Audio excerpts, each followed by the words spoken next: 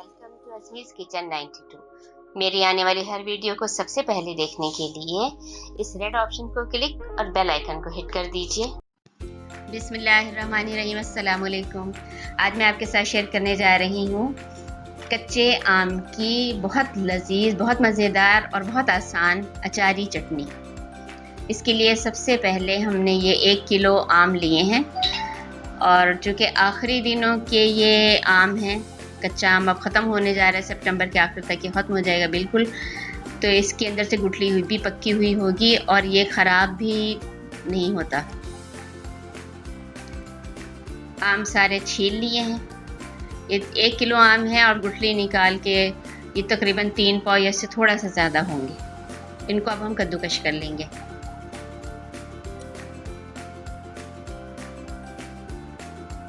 कोई भी ग्रेटर आप ले लें और किसी भी ग्रेटर में आप इसको कद्दूकश कर लें, ग्रेट कर लें।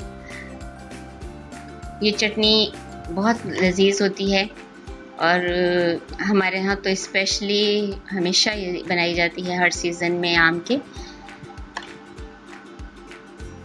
इसमें वो ज़्यादा मसाले भी नहीं डलते। देखिए सारा कद्दूकश हो गया है। आम जो हम आम अचार में डालते हैं, आम के अचार में मसाले डालते हैं, उससे कम इसमें मसाले पड़ते हैं। ये मैंने 1 चम्मच भर के टेबल स्पून लाल मिर्च पीसी हुई डाली है और 1 टीस्पून भर के मैंने हल्दी डाली है। 2 चम्मच मैं डाल रही हूँ इसमें नमक के और थोड़ी सी यानी कि हाफ़ टी स्पून या से थोड़ी सी ज़्यादा कलौंजी है। लेकिन इन मसालों को ये ज़हन में रखें कि आप अपने टेस्ट और पसंद के मुताबिक कम या ज़्यादा भी कर सकते हैं, लेकिन नमक बहुत ज़्यादा ना डालें। नमक बस बैलेंस होना चाहिए। बहुत ज़्यादा नमक अगर आप अचार चटनी में डालें तो उससे कड़वाहट आ जाती है। ये सारा हमने मिक्स कर लिया है। इसके बाद मैं इसको बोतल में डाल के और गरम करके ठंडा किया हुआ सरसों का तेल, मस्टर्ड ऑयल जो है वो इसमें मैं ऐड कर दूँगी। फिर देख रहे हैं आप कि कितनी आसान ये तरकीब है। इसकी खुशबू भी बहुत अच्छी होती है, इसका टेस्ट भी बहुत अच्छा होता है।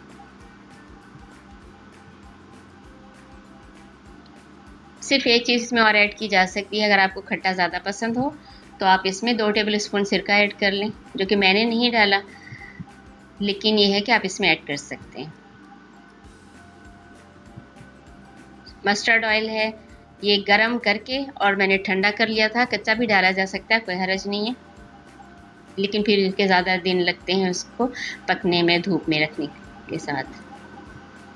तेल को नीचे तक चले जाना चाहिए और ऊपर भी तेल इतना मौजूद होना चाहिए उसकी सतह के ऊपर अचार के या चटनी के कि वो उसमें अच्छी तरह डिप रहें।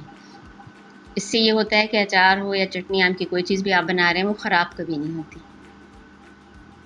इसको 2-3 दिन मैं धूप में रखूँगी या बारिश का मौसम हो गया तो मैं इसको दर्जा हरारत जहाँ ज़्यादा होता है किचन में, वहाँ पर मैं इसको संभाल के रखूँगी। चेक करती रहूँगी।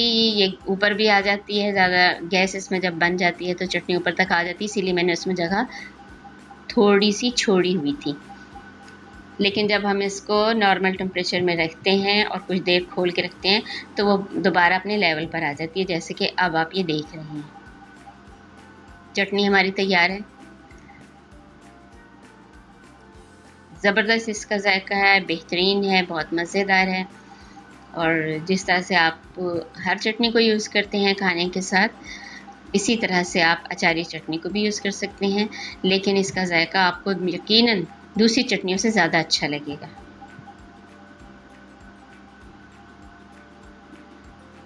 तेल भी इसमें इतना ज़्यादा मैंने डाला हुआ है कि ऊपर तक रहे, और अगर आप चाहें तो उस तेल को बाद में निकाल दें और किसी और अचार में भी इसको यूज़ किया जा सकता है। मुझे यकीन है आपको चटनी ज़रूर पसंद आएगी, वीडियो ज़रूर पसंद आई होगी। लाइक भी कीजिएगा, कमेंट्स भी कीजिएगा। खुश रखें, खुश रहें। अल्लाह हाफ़िज़।